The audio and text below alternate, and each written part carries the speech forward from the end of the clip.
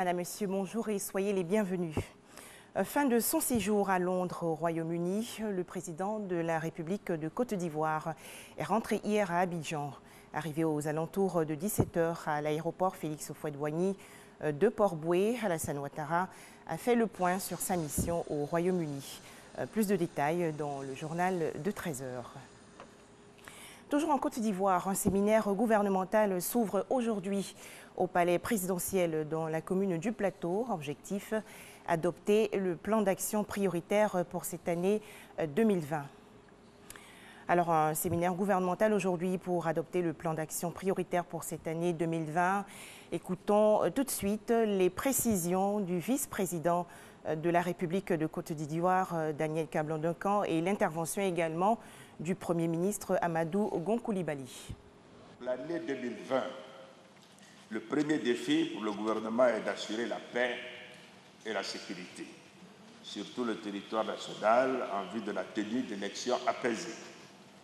C'est dans ce sens que, sur instruction du président de la République, le dialogue politique avec tous les acteurs de la société civile et les acteurs politiques a repris sur le code électoral et devra rendre ses conclusions au cours des prochains jours.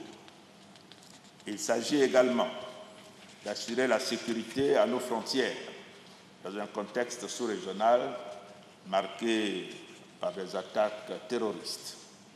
Ce séminaire est d'une importance capitale dans l'atteinte des objectifs de développement fixés dans le cadre du second mandat de son Excellence, Monsieur le Président de la République. Il s'agira concrètement de valider et d'adopter les programmes d'action prioritaires du gouvernement pour 2020, dernière année de la mise en œuvre du PND 2016-2020.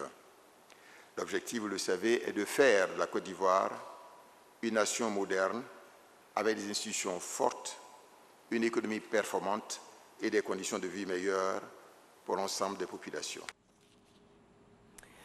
Éducation, la coalition du secteur éducation-formation de Côte d'Ivoire a annoncé un arrêt de travail à compter de demain, mardi 28 janvier 2020. Elle dénonce des revendications insatisfaites, notamment la revalorisation des indemnités de logement et la suppression des cours du mercredi. Le ministère de l'Éducation nationale et de l'enseignement technique, de son côté, a produit un communiqué relevant les efforts faits par la tutelle pour la valorisation de la corporation. Un cas suspect du coronavirus a alerté les autorités sanitaires ivoiriennes le 25 janvier dernier à l'atterrissage d'un avion à l'aéroport Félix Houphouët-Boigny d'Abidjan en provenance de Chine. Le malade est une étudiante ivoirienne de 34 ans résidant à Pékin qui présentait un syndrome grippal avec toux. Le ministre de la Santé, Aka Awele, s'est rendu hier sur les lieux pour vérifier le dispositif de prévention.